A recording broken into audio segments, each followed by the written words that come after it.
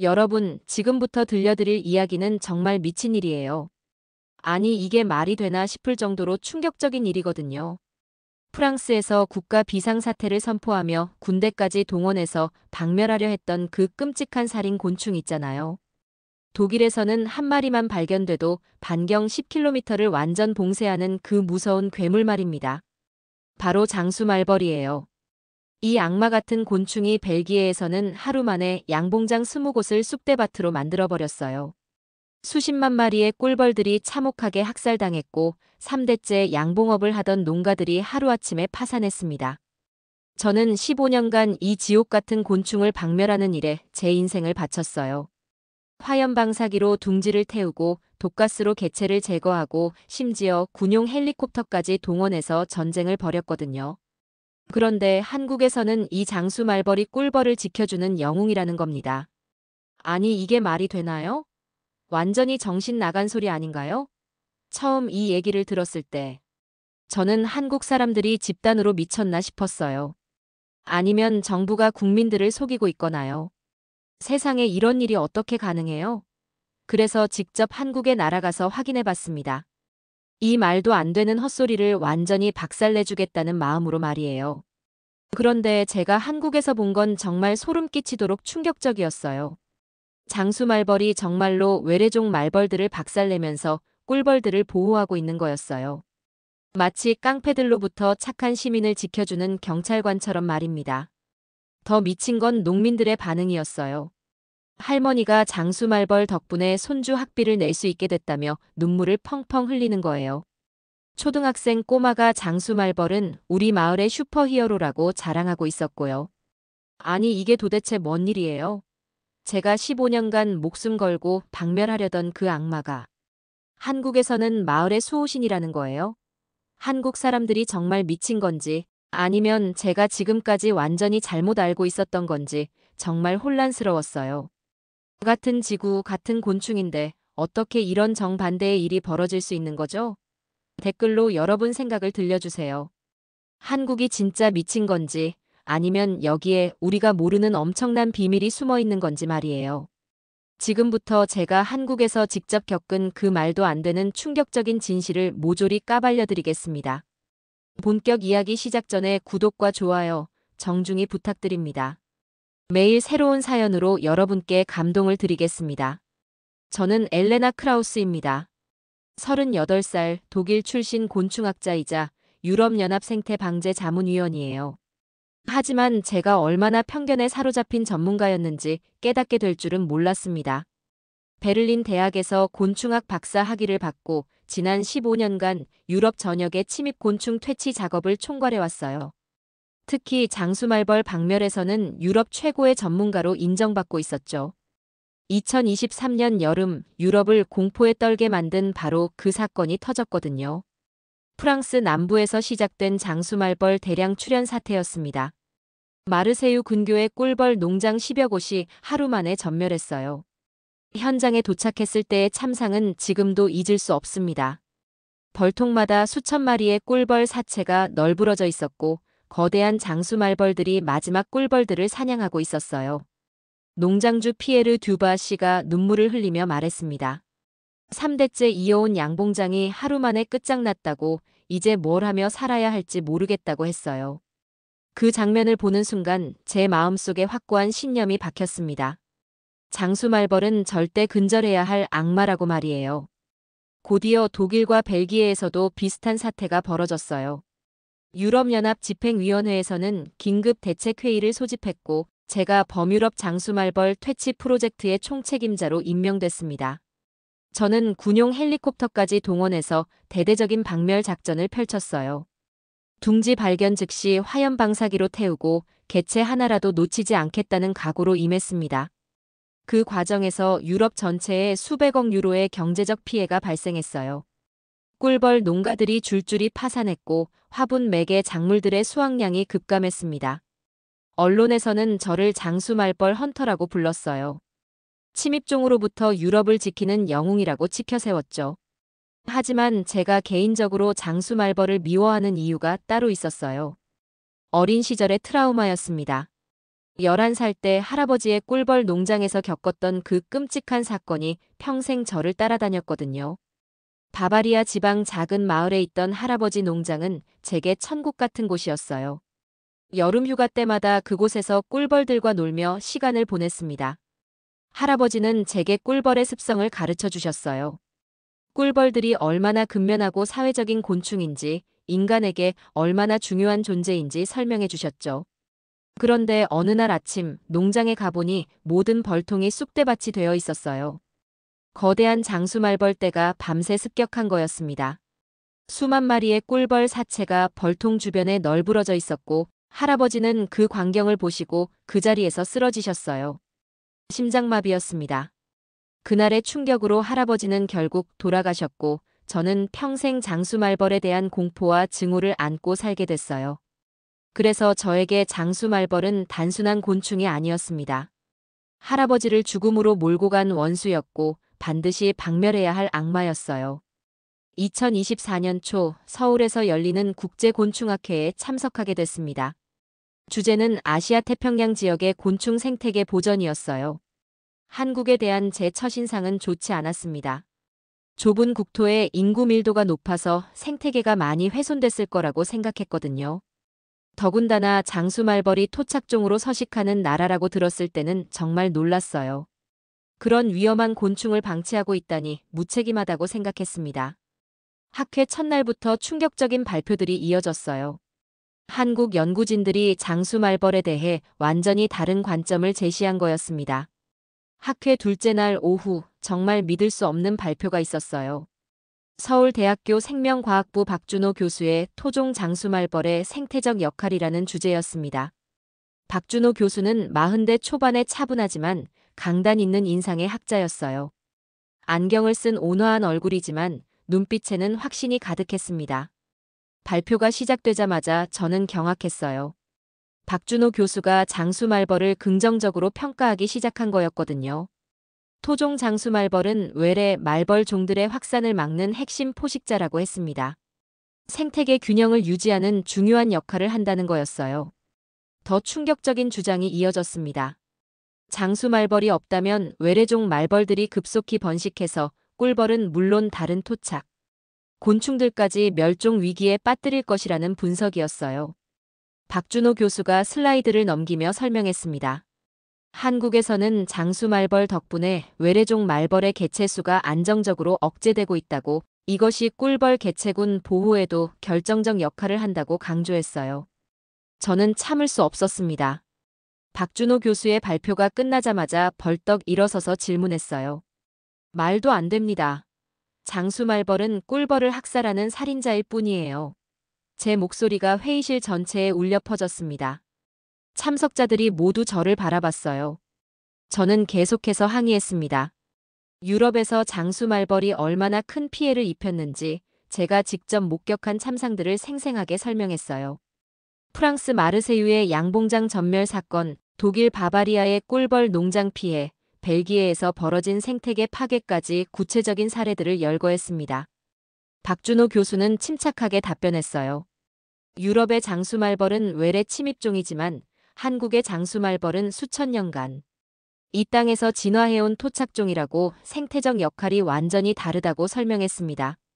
하지만 저는 받아들일 수 없었어요. 장수말벌은 어디서든 똑같은 파괴적 행동을 보인다고 반박했습니다. 회의실 분위기가 점점 험악해졌어요.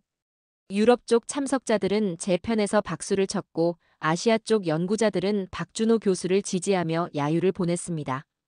특히 일본 연구진들이 강하게 반발했어요. 일본도 토착 장수말벌이 있는데 한국과 비슷한 긍정적 역할을 한다고 주장했습니다. 중국 베이징 대학의 리 교수도 가세했어요. 중국 남부 지역에서도 토착 장수말벌이 외래종 억제에 중요한 역할을 한다는 연구 결과가 있다고 발표했습니다. 저는 점점 고립되는 기분이었어요. 아시아 전체가 저를 반대하는 것 같았습니다. 휴식 시간이 되자 여러 연구자들이 저에게 다가와서 대화를 시도했어요. 하지만 저는 완강하게 제 입장을 고수했습니다. 한 일본 연구자가 말했어요. 크라우스 박사님도 아시아의 현장을 직접 보시면 생각이 달라질 거라고, 책상에서만 연구하지 말고 실제 생태계를 확인해 보라고 조언했습니다. 저는 그 말에 더욱 화가 났어요. 제가 현장 경험이 부족하다는 식으로 말하는 것 같았거든요. 오후 세션에서는 더욱 치열한 논쟁이 벌어졌습니다. 한국 연구진들이 구체적인 데이터를 제시하기 시작한 거예요. 지난 10년간 한국의 꿀벌 개체수 변화 그래프를 보여줬습니다. 장수말벌이 많이 서식하는 지역일수록 꿀벌 개체군이 안정적이라는 놀라운 결과였어요. 반대로 장수말벌 개체수가 줄어든 지역에서는 외래종 말벌이 급증하면서 꿀벌 개체군이 급감했다는 데이터도 있었습니다. 제주도의 사례가 특히 충격적이었어요. 일부 지역에서 장수말벌을 인위적으로 제거했더니 중국발 외래종 말벌이 폭증해서 토착 생태계가 심각하게 교란됐다는 보고였습니다. 박준호 교수가 마지막에 한 말이 정말 도발적이었어요. 유럽은 생태계의 복잡성을 이해하지 못하고 단순한 박멸 정책만 고집한다고 그래서 문제가 더 커지는 거라고 비판했습니다. 저는 그 순간 정말 분노했어요. 수십 년간 쌓아온 제 전문성을 정면으로 부정하는 것 같았거든요. 세션이 끝나고 복도에서 박준호 교수와 마주쳤습니다. 제가 먼저 다가가서 따졌어요. 교수님의 주장은 현실을 외면한 이론에 불과해요. 실제로 장수말벌이 얼마나 파괴적인지 아십니까? 박준호 교수는 여전히 차분했습니다. 그리고 제게 뜻밖의 제안을 했어요. 크라우스 박사님 직접 보시죠. 한국에서 장수말벌이 어떤 역할을 하는지 말입니다. 그 순간 복도의 분위기가 얼어붙었어요. 박준호 교수의 제안에 주변에 있던 다른 연구자들도 모두 귀를 기울이고 있었습니다. 저는 즉시 도전을 받아들였어요. 좋습니다. 제가 직접 증명하죠. 한국이 위험한 생태계를 방치하고 있다는 걸 말입니다. 박준호 교수가 미소를 지었어요. 그럼 내일부터 사흘간 일정을 잡아드리겠습니다. 충청도 산지의 연구 농장부터 시작해서 제주도 현장까지 모든 걸 보여드리죠. 저는 속으로 쾌재를 불렸어요. 드디어 한국의 허점을 직접 확인할 기회가 온 거라고 생각했거든요. 그날 밤 호텔에서 저는 내일의 현장 조사를 준비했습니다. 유럽에서 사용하는 장수말벌 탐지 장비들을 점검하고 촬영 장비도 준비했어요. 한국의 무책임한 생태계 관리 실태를 생생하게 기록해서 국제학회에 고발하겠다고 다짐했습니다. 다음 날 새벽 6시 박준호 교수가 호텔로 마중 나왔어요. 함께 온 사람은 국립생태원의 김수진 연구원이었습니다. 김수진 연구원은 30대 초반의 젊은 여성이었는데 야외 조사복 차림에서 현장 경험이 풍부해 보였어요. 서울에서 충청도까지 차로 2시간 정도 걸렸습니다. 가는 길에 박준호 교수가 한국의 장수말벌 연구 역사를 설명해줬어요. 한국에서는 일제강점기부터 장수말벌 연구가 시작됐다고 했습니다. 처음에는 해충으로 분류했지만 점차 생태적 역할을 인정하게 됐다는 거였어요. 특히 1990년대부터 본격적인 생태학적 연구가 시작됐다고 했어요. 서울대와 고려대 연구진들이 공동으로 장기 모니터링 프로젝트를 진행해왔다는 겁니다. 김수진 연구원이 보충 설명했어요. 최근 15년간 중국과 동남아에서 유입되는 외래종 말벌들이 급증하면서 토착, 장수말벌의 중요성이 더욱 부각됐다고 했습니다. 저는 여전히 회의적이었어요. 아무리 좋은 이론이라도 현실은 다를 거라고 생각했거든요. 충청도 산지에 도착한 건 오전 9시경이었습니다.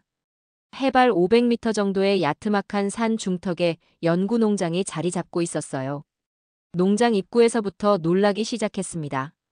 꿀벌 농가 주인 이철수 씨가 환하게 웃으며 맞아주는 거였어요. 이철수 씨는 50대 후반의 농부로 보였는데 얼굴에 근심이나 걱정이 전혀 없었습니다. 오히려 자신의 농장을 자랑스러워하는 표정이었어요. 농장 규모에도 놀랐습니다. 벌통이 200개가 넘게 줄지어 서 있었는데 모두 깨끗하고 체계적으로 관리되고 있었어요. 저는 즉시 장수말벌의 흔적을 찾기 시작했습니다. 유럽에서라면 이 정도 규모의 양봉장 주변에는 반드시 장수말벌 둥지가 있을 테니까요. 하지만 예상과 달리 농장 주변은 너무나 평화로웠습니다. 꿀벌들이 평상시처럼 꽃에서 꽃으로 바쁘게 날아다니고 있었어요. 이철수 씨가 설명했어요. 이 농장을 운영한 지 20년이 넘었는데 장수말벌 때문에 큰 피해를 본 적은 한 번도 없다고 했습니다. 오히려 최근 몇 년 사이에 중국에서 넘어온 외래종 말벌들이 문제였다고 해요. 크기는 장수말벌보다 작지만 훨씬 공격적이고 집단적으로 행동한다는 거였습니다. 그런데 신기한 건 이 외래종 말벌들이 이 농장 근처에는 거의 나타나지 않는다는 점이었어요. 이철수 씨는 그 이유를 장수말벌 때문이라고 확신하고 있었습니다. 저는 그 말을 믿을 수 없었어요. 장수말벌이 다른 말벌을 보호한다는 건 상식적으로 말이 안 됐거든요. 박준호 교수가 농장 뒤편으로 안내했습니다. 그곳에는 정말 놀라운 광경이 펼쳐져 있었어요. 농장 뒤편 야생화가 만발한 언덕에서 저는 평생 잊지 못할 장면을 목격했습니다. 거대한 토종 장수말벌 한 마리가 작은 외래종 말벌 서너 마리와 대치하고 있는 거였어요. 크기 차이가 극명했습니다. 장수말벌은 엄지손가락 크기였고 외래종 말벌들은 그 절반 정도였어요. 하지만 더 놀라운 건 그 다음이었습니다. 장수말벌이 위협적인 자세를 취하자 외래종 말벌들이 일제히 도망가기 시작한 거예요. 김수진 연구원이 조용히 설명했어요. 저것이 바로 토착 장수말벌의 영역 방어 행동이라고, 외래종들은 장수말벌의 페로몬만 감지해도 접근하지 못한다고 했습니다. 저는 믿을 수 없어서 계속 관찰했어요. 정말로 그 지역에는 외래종 말벌들이 전혀 나타나지 않았습니다. 반대로 장수말벌에서 조금 떨어진 다른 지역에는 외래종 말벌들이 여러 마리 보였어요. 마치 보이지 않는 경계선이 있는 것 같았습니다. 박준호 교수가 더 자세히 설명해줬어요. 토착 장수말벌은 수천 년간 이 땅의 생태계와 함께 진화해왔다고, 그래서 다른 곤충들과 절묘한 균형을 이루고 있다는 거였어요. 외래종 말벌들과는 완전히 다른 행동 패턴을 보인다고 했습니다. 토착 장수말벌은 꿀벌을 무차별적으로 공격하지 않고 주로 영역 방어와 외래종 억제에 집중한다는 거였어요. 실제로 꿀벌통 근처를 관찰해봤는데 정말 신기했어요. 장수말벌이 꿀벌통 주변을 날아다니긴 했지만 공격적인 행동은 전혀 보이지 않았습니다. 오히려 외래종 말벌이나 다른 해충들이 접근하는 걸 차단하는 것 같았어요. 마치 경비견 같은 역할을 하는 거였습니다. 이철수 씨가 구체적인 사례를 들려줬어요. 작년 여름 중국발 외래종 말벌떼가 인근 마을을 습격했을 때의 이야기였습니다. 다른 양봉장들은 하루 만에 벌통 수십 개가 전멸했다고 해요. 외래종 말벌들이 떼를 지어 공격해서 꿀벌들을 모조리 죽였다는 거였습니다. 하지만 이철수 씨의 농장만은 피해가 전혀 없었다고 해요. 토착 장수말벌들이 미리 외래종들을 차단했기 때문이라는 거였습니다. 저는 여전히 의심스러웠어요. 혹시 다른 요인이 있는 건 아닐까 싶어서 주변 환경을 꼼꼼히 살펴봤습니다. 농장 위치, 고도, 주변 식생, 기후 조건 등을 분석해봤지만 특별한 차이점은 없었어요. 유일한 차이는 토착 장수말벌의 존재 여부뿐이었습니다. 오후에는 인근의 다른 농장도 방문했어요. 장수말벌이 없는 농장이었는데 확실히 분위기가 달랐습니다. 농장주가 한숨을 쉬며 하소연했어요. 매년 외래종 말벌 때문에 벌통 몇 개씩은 포기해야 한다고, 농약을 써도 효과가 제한적이라고 했습니다. 실제로 그 농장 주변에는 외래종 말벌들이 여러 마리 맴돌고 있었어요. 꿀벌통에도 위협적으로 접근하는 모습이 보였습니다. 저는 이 대조적인 상황에 당황하기 시작했어요. 제가 지금까지 믿어왔던 상식과 너무나 다른 현실이었거든요. 저녁에 이철수 씨 집에서 식사를 하면서 더 자세한 이야기를 들었어요. 이철수 씨는 처음부터 장수말벌을 환영했던 건 아니라고 털어놨습니다. 20년 전 양봉을 시작할 때는 저와 비슷한 생각이었다고 해요. 장수말벌을 해충으로 여기고 퇴치하려고 했다는 거였습니다. 하지만 몇 년간 관찰한 결과 전혀 예상과 다른 패턴을 발견했다고 해요. 장수말벌이 있는 해에는 오히려 꿀벌 개체수가 안정적이었다는 거였습니다. 특히 외래종 말벌들이 본격적으로 나타나기 시작한 10년 전부터는 장수말벌의 중요성이 더욱 명확해졌다고 했어요. 이철수 씨가 감정에 찬 목소리로 말했어요. 예전에는 외래종 말벌 때문에 벌통이 다 무너져서 절망했는데 장수말벌들이 지켜주고 있다고 했어요. 그리고 눈물을 글썽이며 더 개인적인 이야기를 털어놨습니다. 양봉업으로 번 돈으로 아들을 대학에 보내고 딸의 결혼식도 치를 수 있었다고 모든 게 장수말벌 덕분이라고 감사해했어요. 저는 그 순간 가슴이 먹먹해졌어요. 제가 평생 증오했던 곤충이 한 가정의 생계를 지켜주고 있다는 사실이 충격적이었거든요. 그날 밤 농장 게스트하우스에서 잠을 이루지 못했어요. 하루 종일 본 것들이 머릿속에서 계속 맴돌았습니다. 할아버지의 농장을 습격했던 장수말벌과 오늘 본 토착 장수말벌이 정말 같은 종일까 싶었어요. 행동 패턴이 너무나 달랐거든요. 다음 날 새벽 박준호 교수가 더 놀라운 현장으로 안내했어요. 국립생태원 부설 야외 연구소였습니다. 그곳에서는 통제된 환경에서 토착 장수말벌과 외래종 말벌의 상호작용을 관찰할 수 있었어요. 마치 자연사 다큐멘터리의 한 장면 같았습니다. 대형 관찰실에서 실제 실험이 진행되고 있었어요. 토착 장수말벌 개체와 중국산 외래종 말벌들을 같은 공간에 넣고 행동을 관찰하는 거였습니다. 결과는 예상을 뛰어넘었어요. 토착 장수말벌 한 마리가 외래종 말벌 5마리를 완전히 제압해버렸습니다. 더 놀라운 건 그 과정이었어요. 장수말벌이 물리적 공격보다는 위협과 페로몬으로 외래종들을 압도하는 거였어요. 김수진 연구원이 설명했어요. 토착 장수말벌의 페로몬에는 외래종들이 감지할 수 없는 복잡한 화학적 정보가 담겨 있다고, 이것이 강력한 억제 효과를 낸다는 거였습니다. 실험실 한쪽에서는 꿀벌과 장수말벌의 상호작용도 관찰할 수 있었어요. 정말 신기하게도 서로를 거의 무시하고 있었습니다. 꿀벌들은 장수말벌이 있어도 평상시처럼 활동했고 장수말벌도 꿀벌에게는 전혀 관심을 보이지 않았어요. 박준호 교수가 핵심을 설명해줬어요. 수천 년간의 공진화 과정에서 두 종이 서로 공존하는 방법을 터득했다는 거였어요. 토착 장수말벌은 꿀벌을 공격할 이유가 없다고 했습니다. 더 쉽게 잡을 수 있는 다른 먹이가 충분하고 무엇보다 꿀벌과의 경쟁 관계가 아니라는 거였어요. 오히려 꿀벌이 안전하게 활동할 수 있는 환경을 만들어줌으로써 간접적으로 자신의 서식지도 보호받는다는 설명이었어요. 제가 지금까지 알던 장수말벌과는 완전히 다른 모습이었습니다. 유럽의 침입종 장수말벌과 한국의 토착종이 이렇게 다를 수 있다는 게 놀라웠어요. 셋째 날에는 정말 결정적인 순간을 목격하게 됐어요.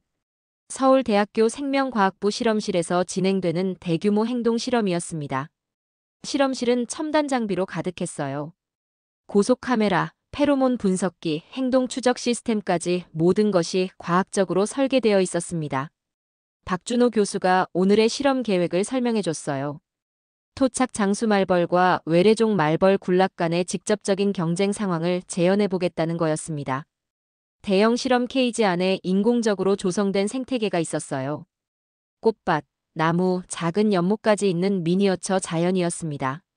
한쪽에는 토착 장수말벌 개체들이, 다른 쪽에는 중국에서 포획한 외래종 말벌 군락이 배치되어 있었어요.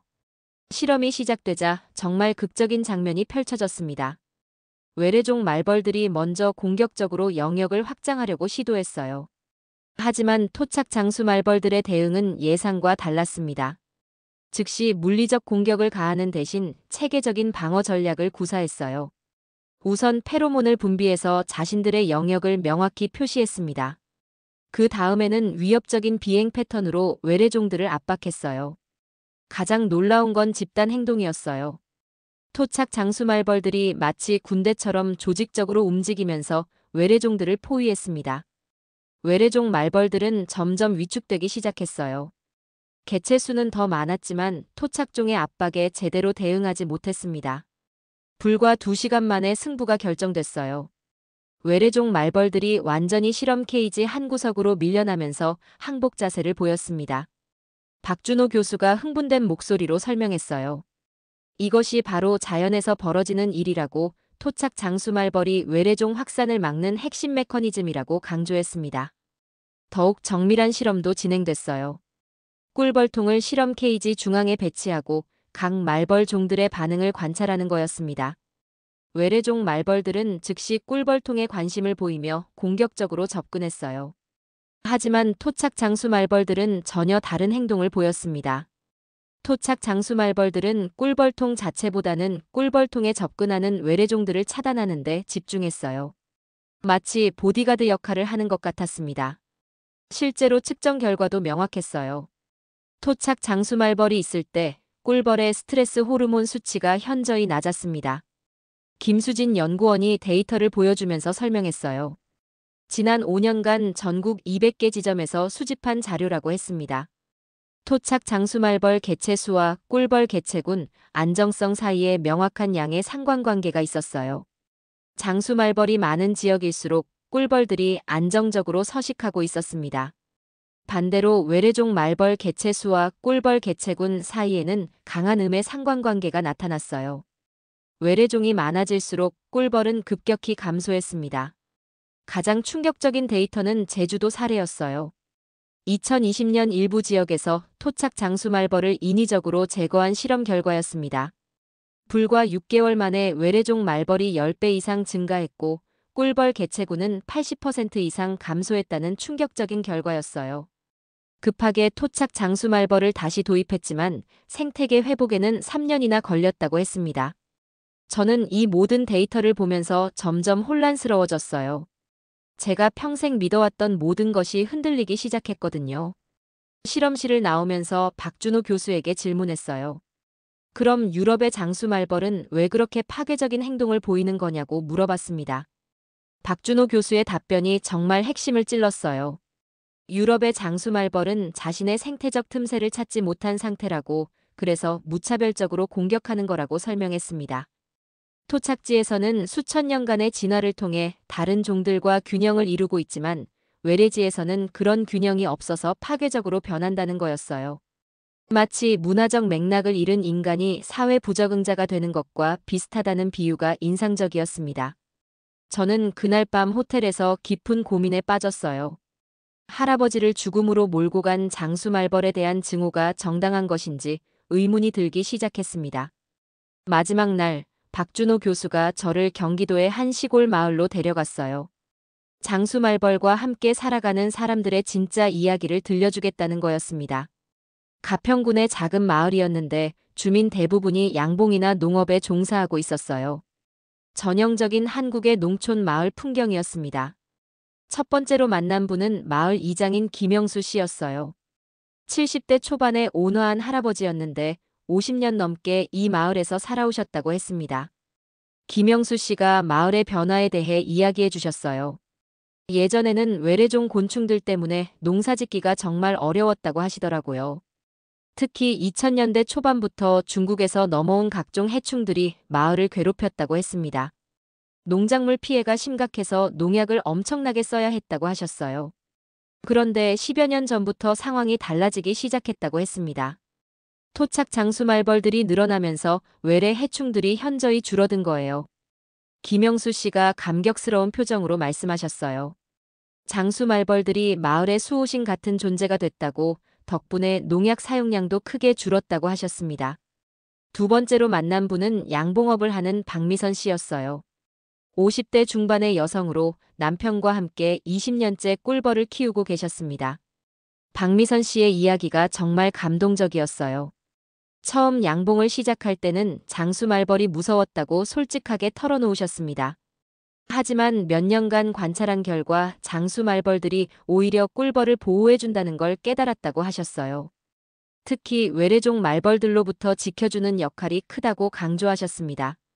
박미선 씨가 눈물을 글썽이며 말씀하셨어요. 장수말벌이 없었다면 꿀벌 농장이 진작에 망했을 거라고, 지금까지 농사를 지을 수 있는 것도 모두 장수말벌 덕분이라고 감사해 하셨습니다. 양봉업으로 번 돈으로 두 아들을 대학까지 보냈다고 자랑스럽게 말씀하시는 모습이 인상적이었어요. 가장 감동적이었던 건 마을 초등학교에서 만난 아이들이었습니다. 박준호 교수가 아이들에게 곤충에 대해 물어보는 시간을 가졌어요. 10살 정도 된 한 아이가 손을 번쩍 들고 말했어요. 우리 마을을 지켜주는 건 장수말벌이라고 선생님이 그렇게 가르쳐줬다고 했습니다.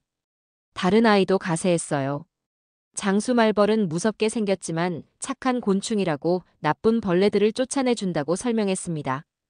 아이들의 순수한 눈빛을 보면서 저는 정말 충격을 받았어요. 제가 평생 악마라고 여겼던 곤충을 이 아이들은 수호자로 여기고 있었거든요. 한 아이가 저에게 다가와서 물어봤어요. 외국에서는 장수 말벌이 나쁜 곤충이라고 하는 게 정말이냐고 왜 그렇게 생각하는지 궁금하다고 했습니다. 저는 그 순간 할 말을 잃었어요. 어떻게 이 순진한 아이에게 제 편견을 설명할 수 있겠어요. 오후에는 마을 뒤편 야산을 함께 올라갔어요. 그곳에는 토착 장수말벌의 자연 서식지가 있었습니다. 조용한 숲속에서 장수말벌들이 평화롭게 활동하는 모습을 관찰할 수 있었어요. 전혀 공격적이지 않았고 오히려 우아하다는 느낌까지 들었습니다. 박준호 교수가 설명해줬어요. 이곳의 장수말벌들은 대부분 나무 수액이나 과실을 먹고 산다고 다른 곤충을 사냥하는 일은 극히 드물다고 했습니다. 정말 신기한 장면도 목격했어요. 장수말벌과 꿀벌이 같은 나무에서 수액을 마시고 있는 거였어요. 서로를 전혀 의식하지 않고 평화롭게 공존하고 있었습니다. 저는 그 모습을 보면서 가슴이 뭉클해졌어요. 제가 그동안 얼마나 편견에 사로잡혀 있었는지 절실히 느꼈거든요. 저녁에 마을 회관에서 주민들과 함께 식사를 했어요.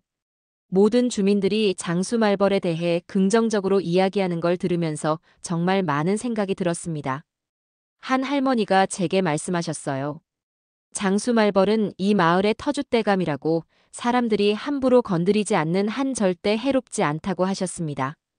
오히려 장수말벌이 있어야 마을이 평안하다고, 없으면 다른 해충들이 들끓어서 살기 어렵다고 걱정하셨어요. 그날 밤 민박집에서 잠을 이루지 못했어요. 하루 종일 들은 이야기들이 머릿속에서 계속 맴돌았습니다. 특히 아이들의 순수한 눈빛이 계속 떠올랐어요. 그 아이들에게 장수말벌은 무서운 적이 아니라 마을을 지켜주는 친구였습니다. 저는 그때 깨달았어요. 문제는 장수말벌이 아니라 제 편견이었다는 걸 말이에요. 한국에서의 마지막 날, 서울에서 열린 기자회견에 참석하게 됐어요. 원래는 한국의 방제 정책을 비판하려고 준비했던 자리였는데, 이제는 완전히 다른 마음이었습니다. 기자회견장에는 국내외 언론사 기자들이 몰려들었어요. 유럽의 저명한 곤충학자가 한국의 장수말벌 정책에 대해 어떤 입장을 밝힐지 궁금해하는 분위기였습니다. 박준호 교수와 김수진 연구원도 함께 참석했어요. 지난 사흘간 저를 안내해준 분들이었죠. 사회자가 저를 소개했고 마이크 앞에 선 순간 정말 떨렸어요. 평생의 신념을 뒤바꾸는 발언을 해야 하는 순간이었거든요. 저는 심호흡을 하고 첫 마디를 꺼냈어요. 저는 이 곤충을 악마라고 불렀습니다. 기자들이 일제히 주목했어요. 예상치 못한 시작에 모두 놀란 것 같았습니다. 유럽에서 15년간 장수말벌 박멸 작업을 주도하면서 저는 이 곤충을 인류의 적이라고 여겨왔어요. 할아버지를 죽음으로 몰고 간 원수라고 생각했습니다. 제 목소리가 점점 떨리기 시작했어요. 개인적인 상처까지 공개하는 게 쉽지 않았거든요. 하지만 한국에서 본 장수말벌은 완전히 달랐습니다. 악마가 아니라 영웅이었어요. 기자들이 웅성거리기 시작했어요. 저의 반전 발언에 모두 놀란 것 같았습니다. 저는 지난 사흘간의 경험을 솔직하게 털어놨어요. 충청도 농장에서 본 평화로운 공존, 실험실에서 확인한 과학적 데이터, 마을 주민들의 감동적인 증언까지 모든 걸 이야기했습니다. 가장 중요한 건 제 편견이 얼마나 잘못되었는지를 인정하는 거였어요. 내가 틀렸습니다. 한국은 자연과 공존하는 길을 보여주었습니다. 그 순간 기자회견장이 조용해졌어요. 모두 제 고백에 집중하고 있었습니다. 저는 계속해서 한국의 접근법을 설명했어요. 단순히 박멸하는 것이 아니라 생태계 전체의 균형을 고려하는 지혜로운 정책이라고 평가했습니다. 토착종과 외래종을 구분해서 관리하는 과학적 접근, 장기간의 모니터링을 통한 객관적 판단, 무엇보다 자연의 복잡성을 인정하는 겸손한 자세가 인상적이었다고 강조했어요. 한 기자가 질문했어요. 그럼 유럽의 정책은 잘못된 것이냐고 물어봤습니다. 저는 신중하게 답변했어요. 유럽의 상황과 한국의 상황이 다르다고, 하지만 한국의 경험에서 배울 점이 많다고 말했습니다. 특히 생태계를 전체적으로 바라보는 관점, 토착종의 역할을 재평가하는 자세, 장기적인 모니터링의 중요성 등을 강조했어요. 또 다른 기자가 개인적인 변화에 대해 질문했어요. 할아버지를 잃은 트라우마는 어떻게 극복했느냐는 거였습니다. 저는 잠시 침묵하다가 솔직하게 답변했어요. 아직도 그 상처는 남아있지만 이제는 다른 관점에서 바라볼 수 있게 됐다고 말했습니다. 할아버지를 공격한 장수말벌은 자신의 서식지를 잃고 방황하던 외래종이었을 가능성이 높다고, 만약 그때 토착 생태계가 건강했다면 그런 일이 일어나지 않았을 수도 있다고 털어놨어요. 마지막에 제가 한 말이 모든 기자들에게 깊은 인상을 남긴 것 같았어요. 한국은 괴물이라 불린 곤충을 생태계의 수호자로 바꿨습니다. 이것이 바로 과학의 힘이고 열린 마음의 힘입니다. 기자회견이 끝나고 플래시 세례가 이어졌어요. 많은 기자들이 추가 인터뷰를 요청했지만 저는 정중히 사양했습니다. 박준호 교수가 저에게 다가와서 감사 인사를 했어요. 용기 있는 발언이었다며 격려해 주셨습니다. 김수진 연구원도 눈물을 글썽이며 말했어요. 외국의 권위 있는 학자가 이렇게 인정해 주니까 자신들의 연구에 대한 자신감이 생긴다고 했습니다. 그날 저녁 각국 언론들이 일제히 보도를 시작했어요. 독일 장수말벌 헌터의 극적 변신이라는 제목으로 제 발언이 헤드라인을 장식했습니다. 영국 BBC는 과학자의 용기 있는 편견 극복 사례라고 분석했고, 프랑스 르피가로는 생태학 패러다임의 변화를 예고하는 사건이라고 평가했어요. 가장 의미 있었던 건 독일 언론들의 반응이었어요. 제 고향 언론들이 저를 비판하기보다는 객관적이고 과학적인 자세라고 지지해 준 거였습니다. 슈피겔은 진정한 과학자는 자신의 오류를 인정할 줄 안다는 사설을 실었고, 디차이트는 한국의 생태 정책을 유럽도 검토해야 한다고 제안했어요. 한국 방문을 마치고 독일로 돌아온 후 제 삶은 완전히 바뀌었어요. 장수말벌에 대한 새로운 관점은 곧 구체적인 행동으로 이어졌습니다. 우선 유럽연합 생태방제자문위원회에서 긴급 보고서를 작성했어요. 한국의 사례를 바탕으로 유럽의 장수말벌 정책을 전면 재검토해야 한다는 내용이었습니다. 기존의 무차별 박멸 정책 대신 생태계 전체를 고려한 통합관리 방안을 제시했어요. 토착종과 외래종을 구분하고 각각에 맞는 차별화된 전략을 적용하자는 거였습니다. 처음에는 동료들의 반발이 심했어요. 15년간 박멸 작업을 주도했던 제가 갑자기 정반대 주장을 펼치니까 당황스러워했죠. 하지만 한국에서 가져온 과학적 데이터들이 설득력을 발휘했어요.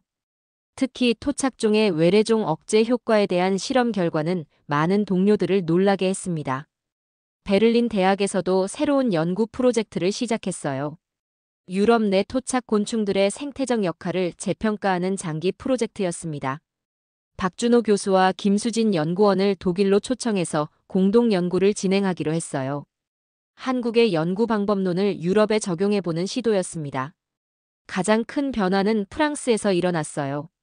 제가 기자회견에서 발표한 내용을 접한 프랑스 환경부에서 정책 재검토를 요청해온 거였습니다. 마르세유 지역에 피해를 입었던 양봉업자 피에르 듀바 씨도 저에게 연락해왔어요.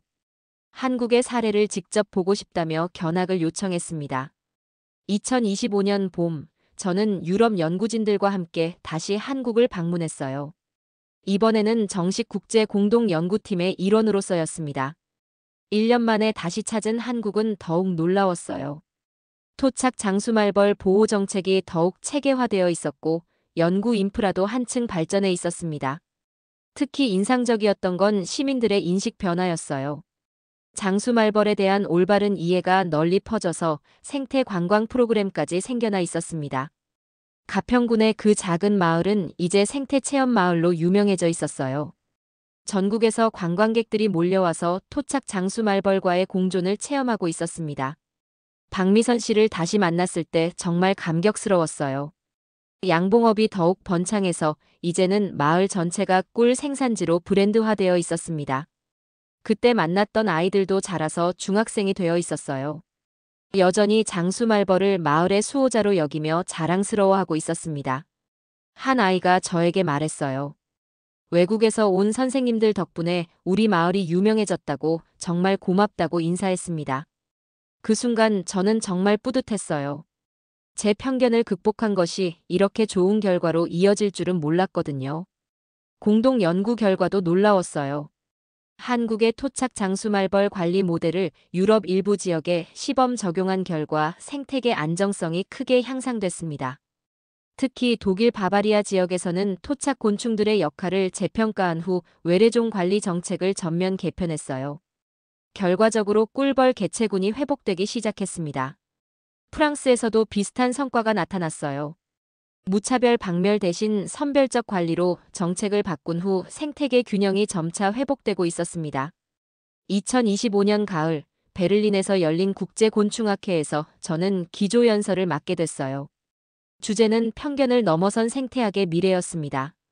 연단에 올라서면서 1년 전 서울에서의 기자회견이 떠올랐어요. 그때의 떨림과는 다른 확신에 찬 마음이었습니다. 저는 청중들에게 솔직하게 고백했어요. 과학자도 편견에서 자유로울 수 없다고, 하지만 그 편견을 극복할 용기가 진정한 과학 정신이라고 강조했습니다. 한국의 사례를 통해 배운 교훈들을 하나씩 설명했어요. 생태계의 복잡성을 인정하는 겸손함, 토착종의 가치를 재발견하는 지혜, 장기적 관점에서 바라보는 인내심까지. 가장 중요한 메시지는 공존의 철학이었어요. 인간과 자연, 토착종과 외래종, 과학자와 시민이 함께 만들어가는 지속 가능한 미래에 대한 비전을 제시했습니다. 발표가 끝나자 기립박수가 터져나왔어요. 청중 중에는 박준호 교수와 김수진 연구원도 있었는데 정말 뿌듯한 표정으로 박수를 보내고 있었습니다. 질의응답 시간에 한 젊은 연구자가 질문했어요. 편견을 극복하는 가장 효과적인 방법이 무엇이냐고 물어봤습니다. 저는 주저없이 답했어요. 현장에 가보는 것이라고, 책상에서의 이론보다 현실에서의 경험이 훨씬 강력하다고 강조했습니다. 그리고 열린 마음을 갖는 것이라고 덧붙였어요. 자신이 틀릴 수 있다는 가능성을 항상 염두에 두고 새로운 증거 앞에서는 기존 믿음을 버릴 용기를 가져야 한다고 말했습니다. 학회가 끝나고 많은 연구자들이 저에게 다가왔어요. 용기 있는 변화에 감명받았다며 비슷한 경험을 나누는 분들도 많았습니다. 특히 인상적이었던 건 젊은 연구자들의 반응이었어요. 권위에 굴복하지 않고 진실을 추구하는 과학자의 모범을 보여줬다며 감사 인사를 전해왔습니다. 현재 저는 독일과 한국을 오가며 지속적인 공동 연구를 진행하고 있어요. 매년 봄과 가을에는 한국을 방문해서 새로운 데이터를 수집하고 있습니다. 가장 보람 있는 일은 후학들을 가르치는 거예요. 베를린 대학에서 생태학 원론을 강의할 때마다 한국의 사례를 빼놓지 않고 소개합니다. 학생들에게 항상 강조하는 건 과학적 겸손함이에요. 아무리 뛰어난 이론이라도 현실 앞에서는 언제든 수정될 수 있다고, 그것이 과학의 본질이라고 가르칩니다. 최근에는 한국의 젊은 연구자들이 독일로 연수를 오는 프로그램도 만들었어요. 양국 간 학술 교류가 더욱 활발해지고 있습니다. 지난달에는 정말 의미 있는 소식을 들었어요. 유럽연합에서 새로운 생태관리 지침을 발표했는데 한국의 토착종 보호 모델이 핵심 원칙으로 채택된 거였습니다. 무엇보다 뿌듯한 건 제 개인적 변화예요. 할아버지에 대한 그리움은 여전하지만 이제는 원망 대신 감사한 마음이 더 큽니다.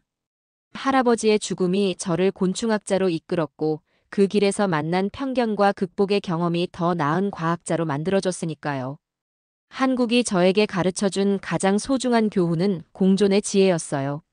죽음의 곤충이라 불렸던 장수말벌도 편견에 사로잡혔던 과학자도 모두 변할 수 있다는 희망의 메시지였습니다. 앞으로도 저는 이 소중한 교훈을 전 세계에 전파하는 메신저 역할을 계속할 예정이에요. 한국이 보여준 생태학적 지혜가 인류 공동의 자산이 되도록 노력하겠습니다.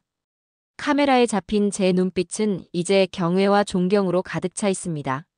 한국이 만들어준 기적 같은 변화, 그 감동을 평생 간직하며 살아갈 거예요.